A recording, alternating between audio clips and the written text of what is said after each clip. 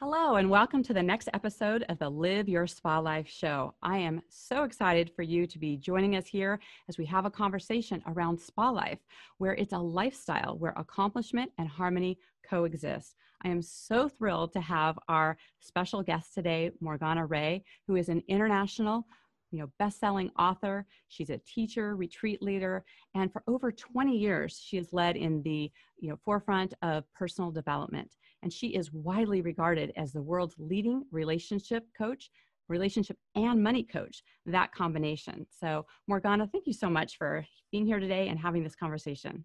Oh, it's my pleasure. So good to hear. One of the things is, you've had so many groundbreaking programs around creating wealth, and you've been on, ABC, NBC, just so many things, CNN, Wall Street. And one of the things that I love, and one of the things that connected me with you originally, in fact, I brought it here because I was so excited, maybe backwards, is right? Financial Alchemy, right? Yeah. For those of you that you can see this on Facebook when we show, you'll be able to see it. But for those of you who will just be hearing us, I'm showing this beautiful picture of Morgana's book called Financial Alchemy, and a picture of her just playing in money. And, Morgana is one of those first people that really spoke to my soul, my heart about playing with money and about being in that, and that being a thought leader as she is around the topic of wealth and relationship. I just wanted to, jump in here and have you guys talk, have you, Morgana, tell us a little bit about, how you came into this work. It's like the big cosmic joke, because I never set out to be a money coach. It kind of came around because I was so bad at money, and I had an Ivy League education, and I had half a dozen certifications. I even had movie star clients as a coach, and getting results, and really good at marketing and all the things you're supposed to do. I took all the classes, did everything I was supposed to do, and I was failing at the money piece. And not just by a little bit. I was living in Los Angeles, one of the most expensive cities in the world, and at the worst, like my darkest moment back in 2002, I was making $100 a month. Wow. Which is impressive. And to still be able to live in LA. Well, I was borrowing. I was in my 30s and borrowing from my father, borrowing credit card debt, really. And it was, I had a lot of shame around it, as you can imagine, because I'm telling people I can help them with their lives. And I was, but I had this secret. And it was soul crushing. And I remember I had just taken another class. So like, I'm not making money, but I'm taking all these classes thinking This one's going to solve the problem. And I'm working with coaches thinking this one's going to solve the problem. And they were all great. And it was all kind of a waste at that time because, for instance, I was taking a class in overcoming sales objections where you learn the scripts for if somebody says I can't afford it or I don't have time. There are things that you're supposed to say. And I was so good at it because I'm such a good student. 7 people in a row said they would hire me, and 0 paid and 0 showed up. And that was when I ran out of hope. And it was like, as my husband would say, the wheels just went off the cart. Yeah. And I remember being in my bedroom of my little 1-bedroom $1,000 apartment in LA, pulling closed the drapes, blacking out the room, and just like getting on my bed and screaming in such despair and fear and rage and hopelessness. And when I had cried myself out, I had 2 thoughts. One was, it occurred to me that money needed to be my next area of spiritual growth. Maybe because I'm from Southern California, spirituality is like my safe space, right? Right. And the other was I got really curious about what was inside of me that couldn't be with money. Because on paper, I should have been doing great. And it was really soon after that, just a couple of days after that, I had my transformation. And what it really boiled down to was I had to imagine money was a person. And when I did that, the person who my money was at that time was so scary and abusive and repulsive to me that, well, of course, it didn't matter that I did everything right there was something deep inside of me, in my subconscious and in my heart, that had to keep it away, as if my life depended on it. And I knew that that could never change until I got rid of that personification, what I call that money monster. It was a big, scary, dirty, violent biker. Who knew? Who knew I thought that way about money, until I imagined that all this pain I was in was a person. And then, so I got rid of the biker, which created a new problem. I live in LA, and I just got rid of my only relationship with money, and I needed one. And I thought to myself, well, who could I want in my life so much that I'd be willing to have this person in my life, even if it was money? And I'm like racing through it, but I instantly saw this beautiful, loving, tall, dark, handsome, romantic man who was in love with me. Who was it? Like he was in a tuxedo, he was holding a bouquet of flowers, he wanted to woo me, he wanted to be with me, and I'd been pushing him away all those years as if he was a monster, breaking his heart. And he didn't deserve that. And I trusted him, and I felt so different about him, and I wanted to keep him. So I asked him what he needed to stay with me, and he told me he needed me to love him. So we made a deal that I would stop treating him like a monster. And that was, way over $1 million ago. My financial situation is real, and business and life has changed dramatically. And 5 years ago, a little over maybe 5.5 years ago, I did the same process with my relationship with love. And then I met my husband. And so that really changed my life. I'm very happily married, as you know. Yes. We love Devin. And I love hearing about your weddings, and we'll talk about that here in a moment. And Okay.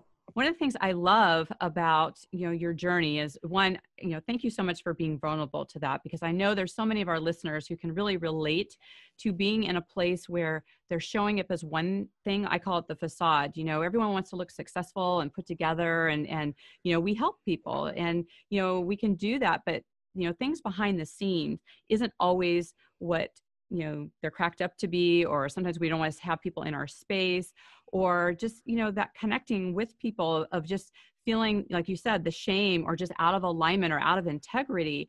And that's such a struggle for so many people. So thank you so much for sharing that journey of yours, and how you were able to move through that. And one of the things that I share with my clients is that so many people, they live a life of default. They just have things happen day in, day out without having some intentionality behind it.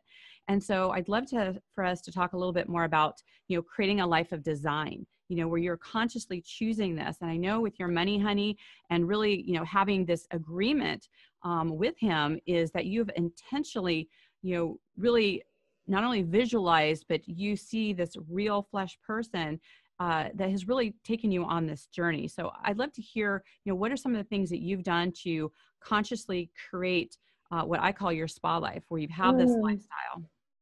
Well, as I get older, I get deeper into my intuition. So like I have my smart girl background, and I love smarts and science and all that kind of stuff.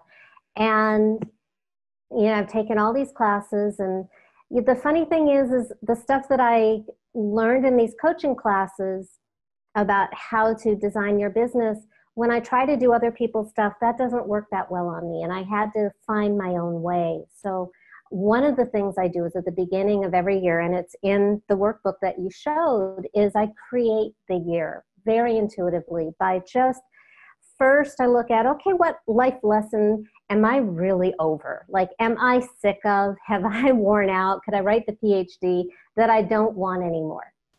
And I have a ceremony to release that life lesson. And then I request a new life lesson of what I do want to learn.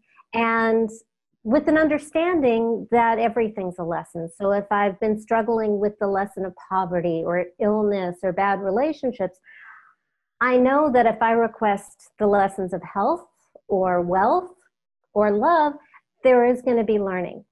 But what lesson do I want to learn? So I start with like this big overarching intention. And then I create the theme, which is like the flavor of the year. This year is Money Goddess. I didn't even know what that would mean, but it was just like, I kept trying to come up with something that made more sense. I was like, nope, Money Goddess just kept reinserting herself. And then I kind of just intuitively, I just asked the universe, what do you want to have happen this year? What's supposed to happen? And then I start filling in the blanks. So back in 2012, I heard go to Asia. And I was like, what? That's way out there. Like, yeah, I've always wanted to go, but that's kind of scary. It's the other side of the planet. What if I fall off? What if I disappear? And I was like, okay, big overseas trip. And when I like talk to the universe, I see a black lady. She says, yeah, sure, but no, the overseas trip. I was like, Australia? She said, sure, you can do that, but that's not what I have in mind. Europe? She says, yeah, you can do that too, but that's not what I have in mind. And so I had my first trip to Bali that year, and that created my goddess retreats that I've now done 7 of. And then that led to really why this year is my Money Goddess year. Is I wrote a book proposal. I got the best agent for personal development who represents Eckhart Tolle, Brendan Burchard, Marie Kondo, and all those people championing me. And so that's the ride that I'm trying now is conventional publishing, because I haven't done it before, and it'll grow me and I hope have a really big positive impact in the world. But there's also a piece, because we're talking about spa life, pleasure and fun are really high values, not just for me, but my money likes to have fun. And back in 2000, it's kind of embarrassing, but back in 2009, I went on a trip to Australia. I picked a class as an excuse to get over my fear of going such a long distance alone. And after the class, I booked oh my God, I booked a youth hostel. And I'm in a dorm room, and I'm 42 or something. Wow. And yeah, 42. Yeah. And I just could hear my money honey's voice saying, I can't be here. I don't want a communal bathroom. I'm really unhappy here. And when like money says to me he doesn't want to be somewhere, I listen. So I checked out and found a hotel room, and then he said the room is too small. I can't believe that you would drag me across the world. Have you no romance, Morgana? And so I picked a bigger room, and he said, okay, next time I want a window with a view of the water and flowers on the balcony. And go money honey. He likes to glamp. Well, he doesn't like me to waste, but there was that feeling like, wow, if my clients could see that I am being so cheap that I'm staying at a youth hostel, like it wasn't appropriate anymore. I guess something in me hadn't realized that I was no longer 18 and that at 42, I want my own bathroom. So me too, sister. So, following this theme, my business, my message shifted from like become a money magnet to make more money by putting love first, because that's my highest value. So I turned down one of the best speaking gigs ever to cross my path because I had just gotten married to Devin, and I kind of just wanted to be a married lady. And it was during that time that we went on our first trip. Like, it wasn't our first trip ever. I think we had been to Azerbaijan and Armenia and Georgia. But about 10 days after we eloped, because he proposed to me while I was in Bali leading my retreat, and he was in South Africa on a photography safari. And he proposed over Skype. So I flew home. I picked him up at the airport the next day, and I was like, seal the deal. I just didn't want the hassle of an event. And I thought, okay, that's it, which is another really big joke, because now I've had 19 weddings, and some of them have been huge, spectacular, with castles and costumes and music and crazy, wonderful, just speaking to every Disney fairy princess fantasy I've ever had. But it started when I turned down the speaking gig and just to hang out with my husband. And he got an assignment in Mexico, so I went with him to Puerto Vallarta. And while we were there, which is so beautiful, and we were walking by their iconic cathedral, and he said, "Hey, you want to get married again?" And I'm the kind of person who says, "Sure." And another woman on our tour is ordained in the US, not in Mexico. So my husband said, "Okay, you're it. You're going to marry us." And we just walked to the front of the cathedral, took off our rings, made up new vows. I started crying because it was even better than the first time. People, strangers in the pews were cheering. And that's what gave him the idea that we should get married 100 times in 100 countries. So I've designed my life and my business to have space for what matters most. And there's a way in which my center of gravity shifted. I was married to my business for a long time because I hadn't found my person and I was looking for my person. I mean, romantic love is so important to me. I had to make like money a cute guy, right? Of course. And then when I found my life partner, that just became a lot more interesting to me than business. And I love my work. So I kind of laid low for a couple of years and got married a ton, worked with a few clients, and then started to wake up again this year thinking, I have a new mission. And that's where the book is coming from. Perfect. So what is that new mission? The personal and economic empowerment of women. My book is I'm calling it Money Goddess, and it's my spiritual manifesto for the personal and economic empowerment of women. I was really wounded deeply by the sexism of the election last year, and I haven't really recovered from that. And I'm really passionate about empowering women in the world, to love, honor, and respect ourselves, because I'm part of the group, and to have the leverage to affect positive change in the world. I love that. It's always starting with our own journey and being able to share that with other women. And, I love that you actually stepped outside of your life to really embrace your highest value. I mean, one of the things I love doing with my clients is finding out what are their values and how are they actually reflected in your life. I mean, it's one thing to say the words, but actually to embody those and to have those be your expression in your life. I love that you did that. In fact, one of the things I've been talking about quite a bit lately is that busyness is the new addiction, and that when you ask someone how they are, they say, "Oh, I'm so busy." And so, we all have the same 24 hours and we get to choose, what it is that we get to do. So, what are some of the things that you do so that you make the most out of your day?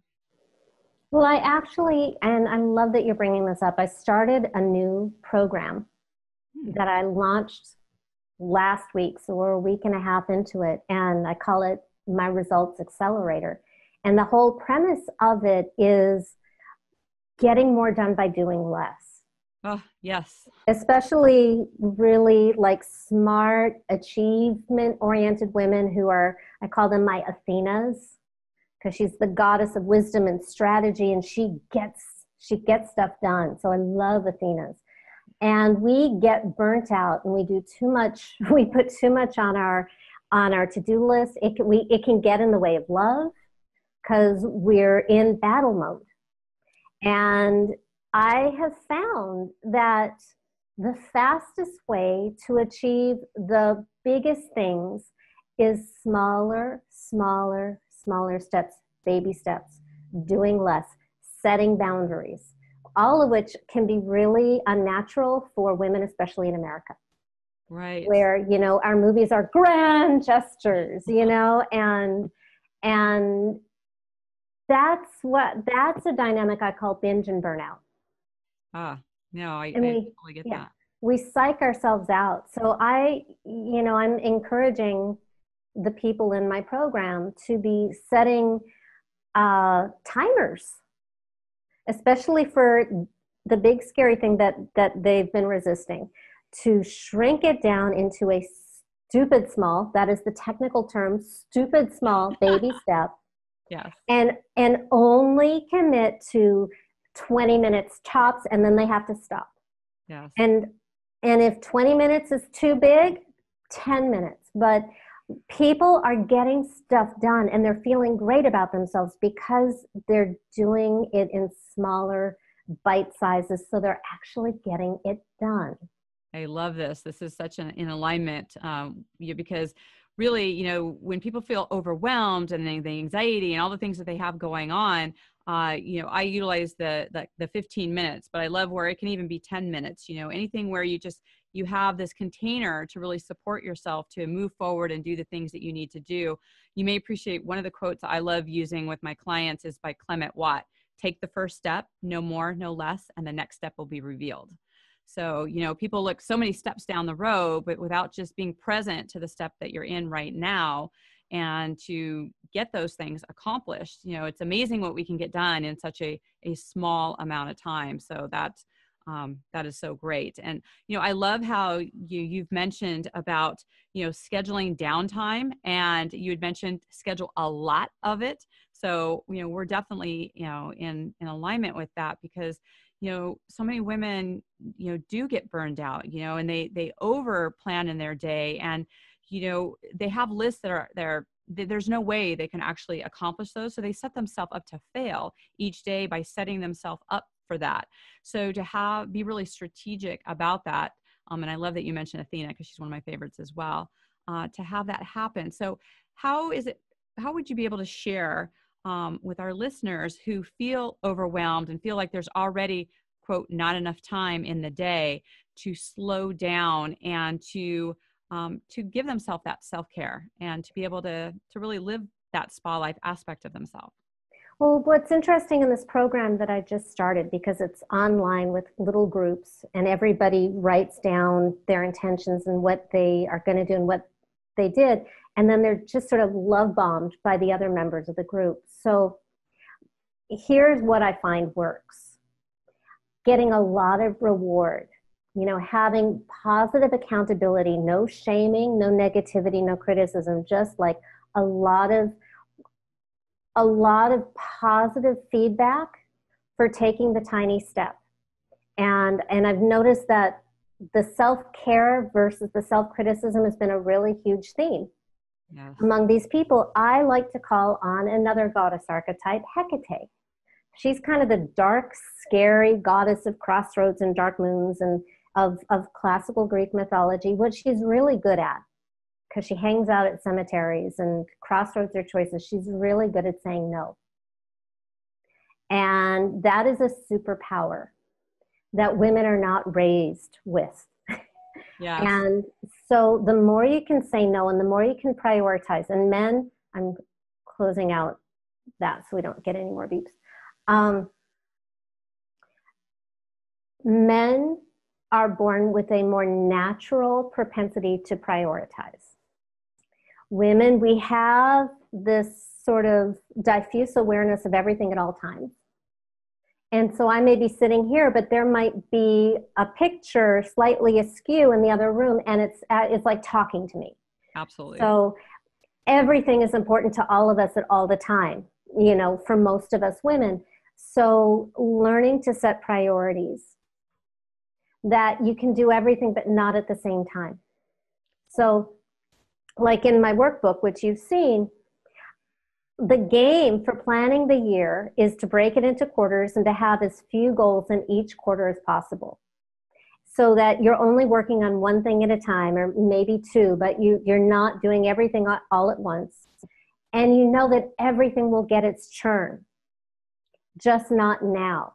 And carve room for the important things first. And there's a difference between important and urgent, is how one of my teachers explained it. Urgent is the stuff we're reacting to. It's the fires that we're putting out. The meals, picking up the kids, getting the tires replaced, all that kind of stuff. the more we put important things first, the fewer urgent things there will be, the fewer emergencies there will be down the road. But put in the important things like the big rocks, and then fill in the rest in the spaces between the rocks. Yeah. And I totally ripped off that rock metaphor from Stephen Covey, who probably got it from somebody else.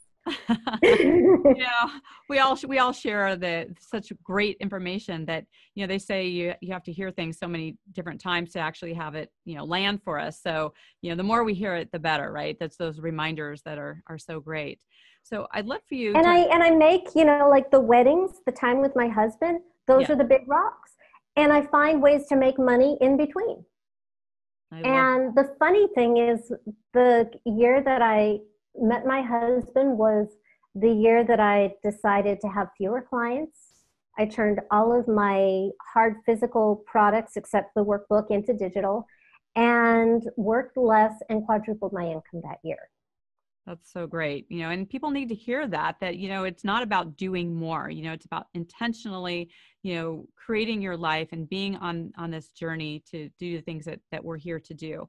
One of the things I love how you kept referring back to, just listening to, the universe speaking to you, having, that inner knowing. And, I've been on this same path myself as well, where I'm having these, little nudges, if you will, from the universe to really expand some of the things I'm doing. And, sometimes I'll hear certain things where I'm like, really, you want me to do that? And the more I step into that, and a lot of it has to do with, a soul journey and just, a lot of the work that we're talking about here. And, it's exciting, but it can be scary at the same time. So it's so great to just be able to listen to that aspect of ourselves, that, just because something worked before doesn't mean that that's where the universe wants to have us head in the direction that we want to go. So I love so open. I want to jump on that. In my experience, things work and then they stop, which, by the way, is why I love owning my own business and being the decision maker, so I can pivot.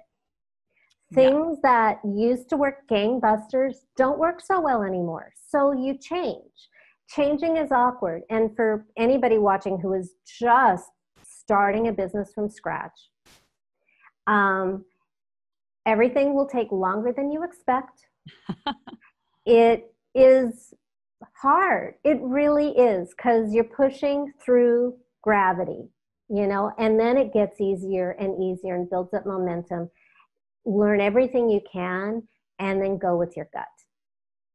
That's great. Yeah, I think that once you have those, like the establishment of who you are and who you're authentically being, I think it becomes easier to pivot, because you take all of that. And, another thing, now that you mentioned that, is that, nothing's a waste of your time. Like, just because you totally pivot, you needed that part of your learning and your journey to really support the things that you're doing. I mean, a lot of people, don't know that I was a San Diego police officer, many years ago, and working undercover. And a lot of times, you wonder, like, well, what was all that work about that led me to where I am here?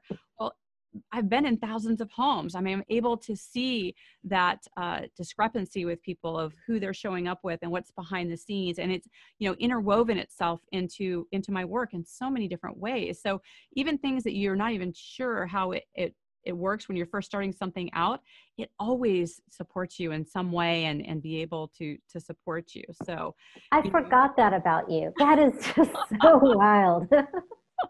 Yes. Crazy stories back in the day. Right. So, one of the things that you mentioned too about, having more impact is that you talked about charging more. Talk a little bit more about that, because I know people have some fears around that. Well, I know all about the fears, and I actually magnetized 2 or 3 mentors going back to 2009. I think there was a stretch from 2007 to 2009 where it was like the universe was throwing me self-appointed mentors, including a billionaire.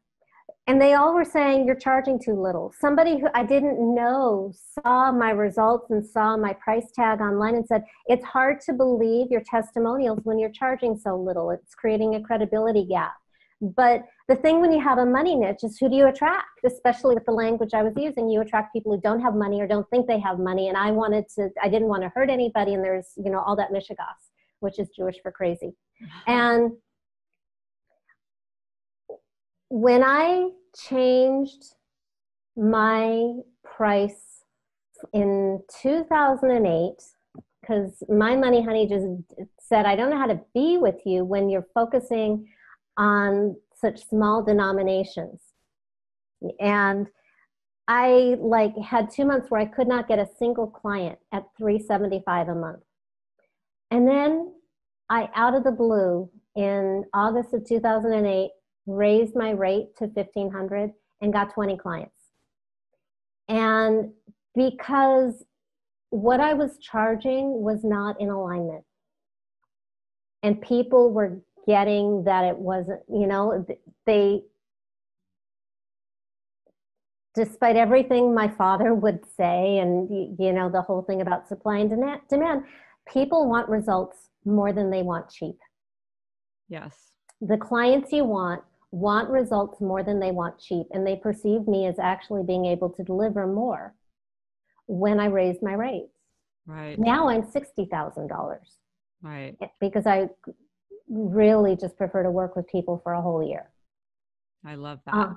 And it's, I just stay at a rate because I'm comfortable, and then it starts to feel off. And I'll get maybe fewer clients, or something will just be off, and then I know, oh, it's time to grow again. By the way, here's what happens when you raise your rates. You freak out. You worry about delivering value, and so you up the value you give, because, at least for me, because I want to make sure that I'm always over delivering. So I have to be even better. Right. And right. It grows me. I love that. And I love one of the questions that you ask around that is for people to ask, what's the price point that would re-energize, their commitment to their business?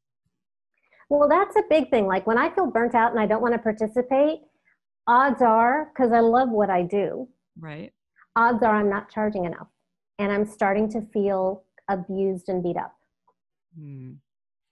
So, you don't want to, because I do honestly, between you and me and everybody watching, I do believe that there's quite a bit of bullshit in our industry, and there's kind of a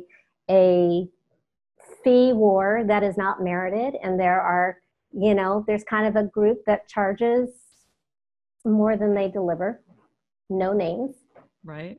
And I have a lot of pain around that. And I've seen a lot of people wounded. So the game is not who can make the most money or gouge the most. That's not a healthy relationship with money. That is fear-based. Right.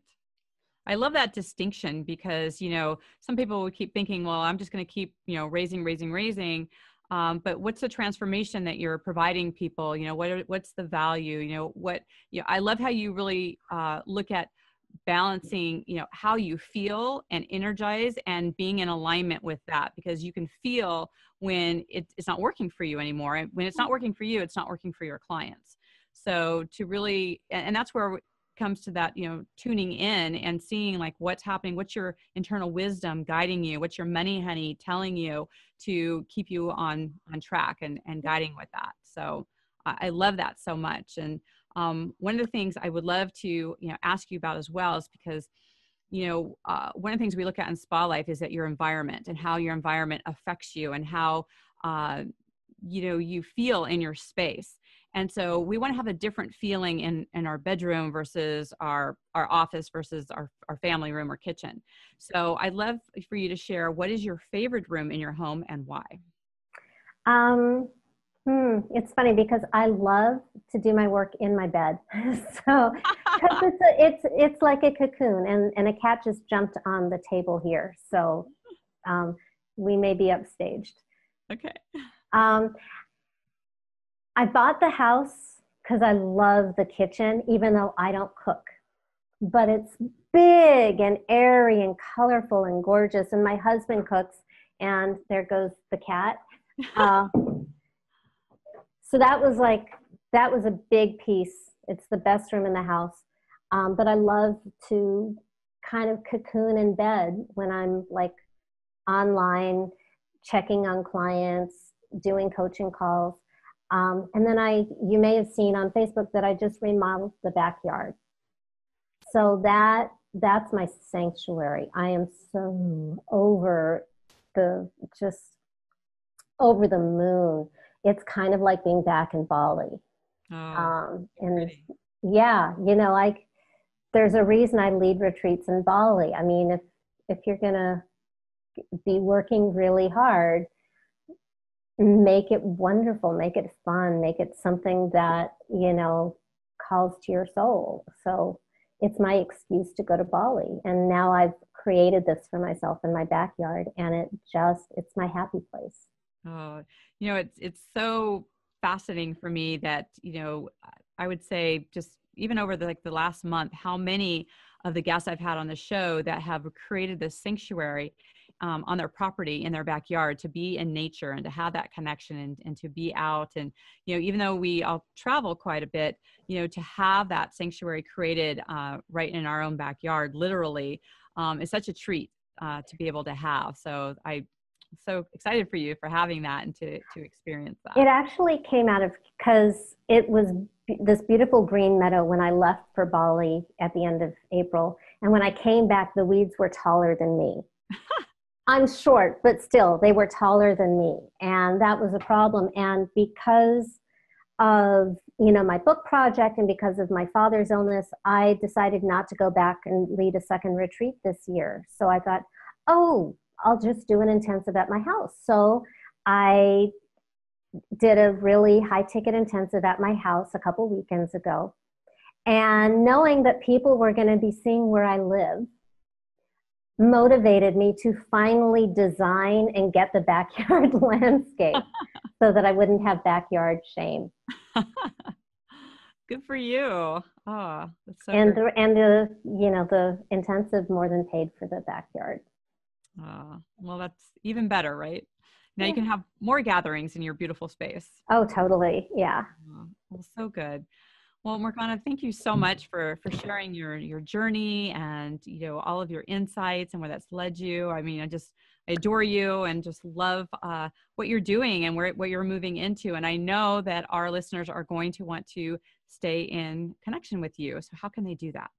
MorganaRae.com, which I'm sure is spelled on the page that you're watching it. That's the best place. I have a 4-part money magnetic video series that you can access at the top. And I have a money love quiz further down on the homepage. This cat just jumped in my arms while you were speaking. It's like cats have no respect for personal boundaries. So yeah, connect with me at MorganaRae.com and get the videos, become part of my community, find out, I send out, free high content articles and videos to my subscribers. You can always opt out. And, this is, your prosperity serves the world. Your happiness serves the world. Your right relationship with life serves the world. That is your first job as a human being, is to, as Diane would say, live a spa life and have a positive impact through your own happiness. Oh, thank you so much for sharing that. It warms my heart to hear about your journey and all the wonderful things that you bring out. I know that you've impacted hundreds of thousands of people worldwide, and really appreciate you taking the time to spend with us. And for those of you who maybe jumped in and are wondering, what is this conversation that we're having around SpaLife and, about creating that lifestyle of accomplishment and harmony together, you also can get my free gift at dianehalfman.com/guide. And you can have the 9 steps to step into your spa life and to really expand on the conversation that Morgana and I are having here about really living a life of intention and design. And, definitely go in and check out what Morgana has. And, you got to look into her Money Honey and all the wonderful things that she's up to. It's just such a refreshing way to look at life. So thank you again for being here, Morgana. And until we meet again, live your spa life. Bye for now.